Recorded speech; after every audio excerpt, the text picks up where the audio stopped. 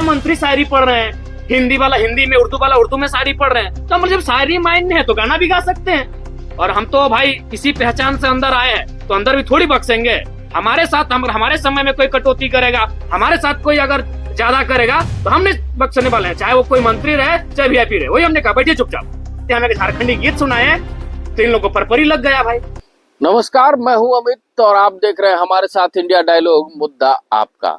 झारखंड विधानसभा का बजट सत्र चल रहा है और बजट सत्र का आज 17वां दिन है और 17वें दिन झारखंड विधानसभा के सदन के भीतर झारखंड पर्यटन को लेकर चर्चा और परिचर्चा हो रही थी। उस बीच माननीय विधायकों को जब बोलने का मौका मिला तो टाइगर जयराम महतो ने झारखंड के मशहूर गायक यानी लोकगीत गायक मधुर मंसूरी के कुछ बोल गुनगुनाए और इस बोल पे कितना बवाल हो गया वो हम आपको पहले सुनाते हैं। धन्यवाद अध्यक्ष महोदय। पर्यटन, युवा कार्य और कला संस्कृति पर अपनी बात को रखूंगा।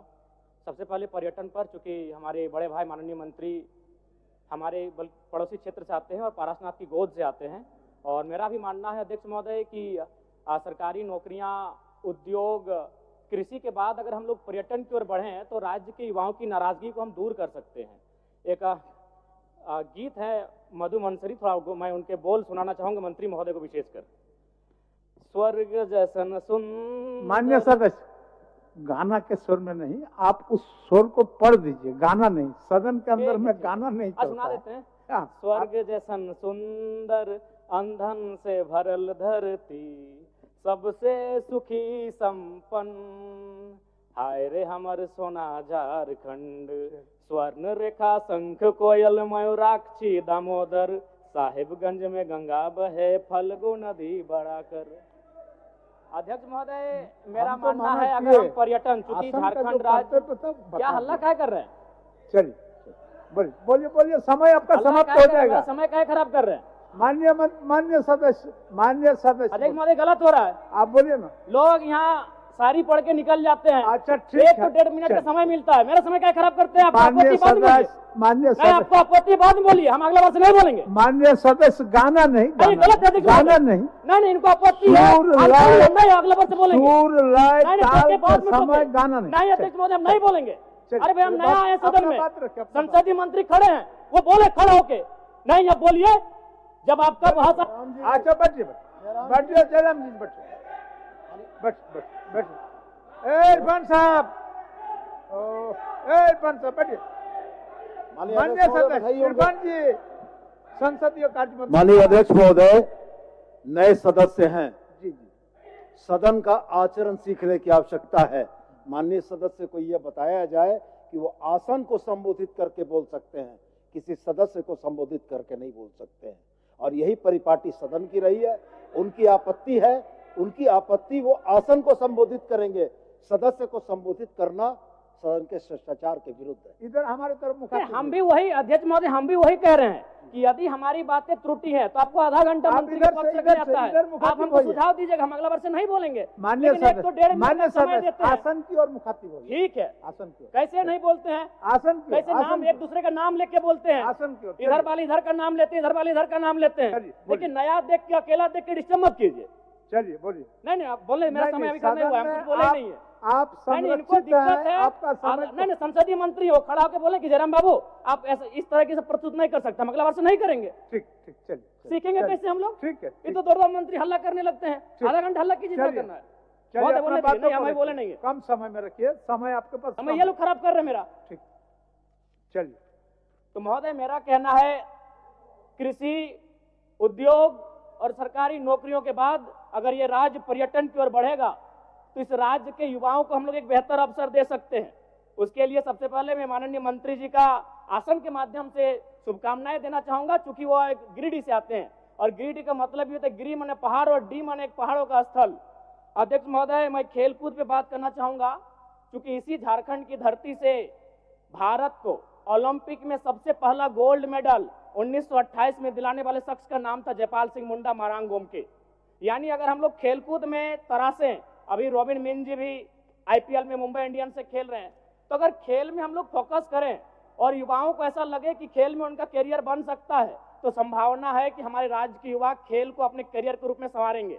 लेकिन शर्त होगा और एक विषय अध्यक्ष महोदय, अन्य राज्यों में आप देखिएगा कि खिलाड़ियों को डीएसपी बनाया जाता है, खिलाड़ियों को एसआई बना दिया जाता है और हमारे यहाँ कांस्टेबल बनाया जाता है। इस पर सरकार को सोचने की आवश्यकता है।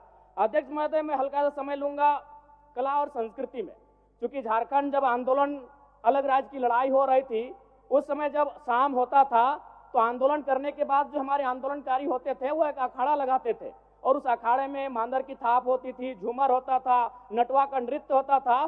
कहीं ना कहीं कला संस्कृति का भी झारखंड आंदोलन में बड़ी भूमिका रही है। इसीलिए मैं आसन के माध्यम से सरकार से ये मांग करता हूं कि झारखंड के जो शिल्पी और कलाकार हैं उनको बंगाल सरकार के तर्ज पर प्रोत्साहन राशि दिया जाए। इससे कलाकारों का भी सम्मान मिलेगा और झारखंड की कला संस्कृति को संरक्षण दिया जा सकता है। धन्यवाद अध्यक्ष महोदय। तो देखा आपने कि सदन के भीतर टाइगर जयराम महतो जब झारखंड सरकार को झारखंड पर्यटन और खेल विभाग की खामियों को गीत के माध्यम से सुनाते नजर आ रहे थे, तो मंत्री इरफान अंसारी ने उन्हें टोकना शुरू कर दिया। तो ऐसे में बीच बचाव करते नजर आए संसदीय कार्य मंत्री सुदीव्य कुमार सोनू। तो सुदीव्य कुमार सोनू पर भी टाइगर जयराम महतो जमकर बरसते नजर आए और सदन के भीतर से लेकर सदन के बाहर तक क्या कुछ कहते नजर आ रहे हैं, ये भी हम आपको सुनाते हैं। अब क्या होता है, पर्यटन का मतलब झील, झरना, नदी, जंगल, पर्वत, पहाड़। तो वही मधु मंसूर जी के गीत हम गुनगुना बोल के माध्यम से गा रहे थे कि हाय रे हमर सोना झारखंड। अच्छा, गुनगुनाने के लिए मोबाइल निकालना होगा, गा ही देते हैं। नहीं, गा ही देते हैं वहाँ। नहीं नहीं बाबा, गा ही देते हैं, यहाँ कम से कम गा देते हैं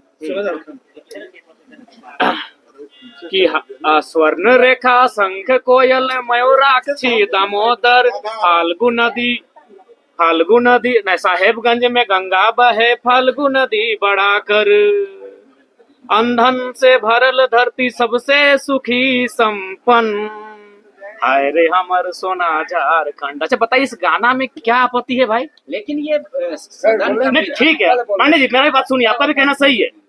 हम पहली बार चुन के आए हैं कि हमको मालूम है कि गुनगुनाना नहीं चाहिए। हम किससे सीखेंगे? हम तो देख रहे हैं सीपी सिंह जी शायरी पढ़ रहे हैं, सब मंत्री शायरी पढ़ रहे हैं, हिंदी वाला हिंदी में, उर्दू वाला उर्दू में शायरी पढ़ रहे हैं। तो हम जब शायरी माइंड है तो गाना भी गा सकते हैं। हम नया मेंबर हैं, सीधी बात है। तो वही हमने कहा कि अध्यक्ष महोदय, अगर बोल गुनगुनाना नहीं चाहिए तो संसदीय मंत्री खड़ा होकर जब उनका बारी आएगा बोल देते कि जयराम बाबू बोल गुनगुनाना नहीं है, हम अगला बार जब मेरा भाषण होगा हम बोल नहीं गुनगुनाएंगे। लेकिन ये कहाँ का तर्क है? दो का मंत्री खड़ा हो गया है, संसदीय मंत्री तो बाद में, दो मंत्री खड़ा होकर टोक रहे हैं। तो वही हमने उनको कहा कि एक तो आपको आधा घंटा समय मिलता है। अच्छा एक बात बताइए, आदरणीय माननीय मुख्यमंत्री का शाहरुख खान बोल के 4-5 लोग बोले, तब तो आप नहीं बोले कि आप डायरेक्ट किसी सदस्य को नहीं बोल सकते हैं। भैया भाभी जब आधा घंटा, कल्पना भाभी, हेमंत सोरेन जब मंत्री लोग बोलने लगता है तब तो कोई नहीं बोलता है कि आप किसी व्यक्तिगत पे बात क्यों कर रहे हैं। हमने बस यही कहा था कि पर्यटन मंत्री हमारे पड़ोसी हैं, पराशर की ओर से वो भी आते हैं, उनके लिए गीत सुनाएंगे तो ठीक है, डायरेक्ट नहीं बोलना चाहिए। उनको आधा घंटा का समय मिलता है, आप 30 सेकंड बोलते हैं कि माननीय जयराम बाबू नए सदस्य हैं, अगला बार इस बात का ध्यान रखेंगे। फिर अगर हम दोहराते हैं आप टोकते हैं। तो हमने उनको वही कहा, और हम तो भाई इसी पहचान से अंदर आए हैं, तो अंदर भी थोड़ी बख्शेंगे। हमारे साथ हमारे समय में कोई कटौती करेगा, हमारे साथ कोई अगर ज्यादा करेगा तो हम नहीं बख्शने वाले हैं, चाहे वो कोई मंत्री रहे चाहे वीआईपी रहे। वही हमने कहा, बैठिए चुपचाप, आप मंत्री ट्रेजरी बेंच पर बैठिए, चुपचाप बैठिए। आपको मंत्री बनाया गया है काम करने के लिए, ये मीडिया में आने के लिए नहीं, उछल कूद मत कीजिए। हाँ, उनका हम सम्मान करते हैं, मंत्री है, माननीय है, लेकिन उनका ये व्यवहार उचित नहीं है। आज ये ज्ञान दे रहे हैं, उस दिन आपका ज्ञान कहा था जब आपने इरफान अंसारी जवाब दे रहे थे, आपने टोक दिया। इरफान अंसारी जो शायद ध्यान आकर्षण था या अल्पसूचित था या तारांकित प्रश्न था, किसी माननीय सदस्य के प्रश्न का उत्तर दे ही रहे थे, आप खड़ा होकर उनको टोक दिए। उनको सवाल का उत्तर देने देते हैं, उसके बाद आप कहते हैं कि ऑब्जेक्टिव टू ऑब्जेक्टिव होना चाहिए, एक्सप्लेनेशन नहीं। तब आपका संसदीय, अरे भाई नया चूंकि वित्त मंत्री जी अभी इलाज के लिए गए हैं, संसदीय मंत्री, इनको प्रभार मिला है, तो हमारे बड़े भाई माननीय भी उछल कूद करने लगे हैं, अपने आप को सदन से ऊपर ये लोग समझने लगे हैं। और फिर इरफान भाई साहब का तो आदत है, उनको भाई मीडिया में बने रहने के लिए उछल कूद करना जरूरी है। जिस दिन उनका बजट पारित होगा उस दिन तो बोलेंगे ही, और बाकी दिन भी हल्ला, लोगों को टोकना, ये उनका परंपरा बन चुका है। आप ये बोलना क्या चाह रहे थे? बोलना हम यही चाहते थे, पर्यटन का बात था। हम मधु मंसूर जो पद्म श्री विजेता है, हम उनका एक 4-5 लाइन का बोल था, उसको सुनाना चाहते थे।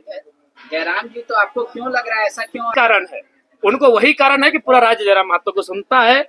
इस व्यक्ति को, इस लड़के को यहाँ से नियंत्रण में रखा जाए। मुद्दों की बात करता है, जिन मुद्दों को कहने से लोग डरते थे। आज 25 साल हो गया, जादूगोड़ा का मुद्दा सदन में आया था। मैं आपसे पूछता हूँ, आज लोग बर्बाद हो गए जादूगोड़ा में, बर्बाद होने की कगार में है, आज तक सदन तक नहीं पहुंचा, क्योंकि वो मुद्दे सदन तक आ नहीं पाते थे। और ये लड़का बिना डर का, बिना भय का उन मुद्दों को सदन तक लेके आता है।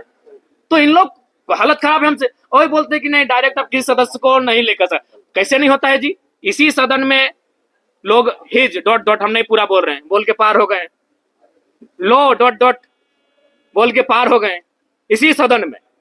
तब इनकी ना मर्यादा कही गए थे, हमें झारखंडी गीत सुनाए तो इन लोगों को परपरी लग गया भाई। जयराम जी, ये लगता है कि सुदीप कुमार सोनू ज्यादा जानकार हो गए, ज्यादा जानकार नहीं, काबिल बनने का कोशिश कर रहे हैं। लगता है कि उनसे बेहतर इस राज्य में कोई है ही नहीं जो संसदीय प्रणालियों को जानता है, जो संसदीय व्यवस्थाओं को जानता है। क्योंकि पर्यटन का बजट था, तो इस गीत का संबंध पर्वत पहाड़ से है, नदी नाला से है, और पर्यटन का संबंध नदी नाला पर्वत पहाड़ से है। और हम किससे सीखेंगे? मेरा सवाल, हम किससे सीखेंगे? हम जब सदन में पहली बार आए तो हमने देखा सभी मंत्रियों ने शायरी पढ़ा, सभी मंत्रियों ने कविताओं को पढ़ा, तो हमने भी प्रयास किया। तो शायरी को पूछना था कि कोई सवाल था? नहीं, हम इस गीत के माध्यम से झारखंड के पर्यटन को बढ़ावा देने पर चर्चा कर रहे थे। इस गीत के माध्यम से झारखंड के पर्यटन पर हम अपना राय दे रहे थे कि आप अगर पर्यटन पे फोकस करें, पर्यटन पे अगर डेवलपमेंट की बात करें, तो कृषि के बाद, उद्योग के बाद और सरकारी नौकरियों के बाद युवाओं को हम पर्यटन की दिशा में लगा सकते हैं, क्योंकि झारखंड में सबसे सुंदर पर्यटन का माहौल और विकल्प हम लोग तराश सकते हैं। उनको अगली बार जब मेरा बात आएगा, तो इस बार हम बजट पे बात नहीं करेंगे, अपने विषय पे बात नहीं करेंगे। उनको ही हम अपना जो 2 मिनट का समय है पूरे मंत्रियों पर और जो खड़े हो रहे हैं डायस पे, उन पे ही अपना बात करेंगे। मेरा कतई ऐसा नहीं कहना है कि कोई किन्हीं के पास संसदीय ज्ञान की कमी है। संसदीय कार्यमंत्री के तौर पर मेरा आचरण निश्चित रूप से अगर विचलन हो रहा है तो उसकी ओर सदन का, आसन का ध्यान आकृष्ट करना है, और वही काम हमने दोनों ही बार किया। माननीय सदस्य जिस तरीके से सीधे तौर पर मंत्री जी से बात कर रहे थे, ये सदन की मर्यादा नहीं है। सदन की मर्यादा यह है कि हम लोग जो भी प्रश्न करते हैं, जो भी वक्तव्य देते हैं, वो आसन के माध्यम से होता है। तो मैंने उनको यही कहा कि माननीय सदस्य नए हैं, आसन की ओर अपनी बातों को रखें, आसन जो उचित समझेगा नेमन देगा। तो देखा आपने कि टाइगर जयराम महतो एक तरफ और दूसरी तरफ संसदीय कार्य मंत्री सुदीप कुमार सोनू क्या कुछ कहते नजर आ रहे थे।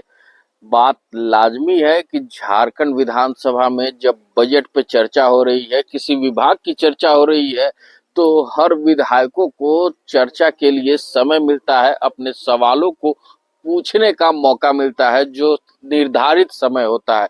उस निर्धारित समय को भी जब माननीय बाधित करने लगेंगे, तो ऐसे में सवाल जो जनता का है वो कहाँ से आ पाएगा। तो ऐसे में सदन को भी सोचना चाहिए कि सदन भी जो माननीयों का समय है, उस माननीयों का सवाल सदन में आए, ताकि जनता का ज्यादा से ज्यादा सवाल झारखंड के विधानसभा में उठ पाए और जनता का भलाई हो पाए। ऐसे ही तमाम खबरों के साथ जुड़े रहने के लिए हमारे चैनल को लाइक एंड सब्सक्राइब जरूर करें। अमित कुमार, इंडिया डायलॉग, मुद्दा आपका।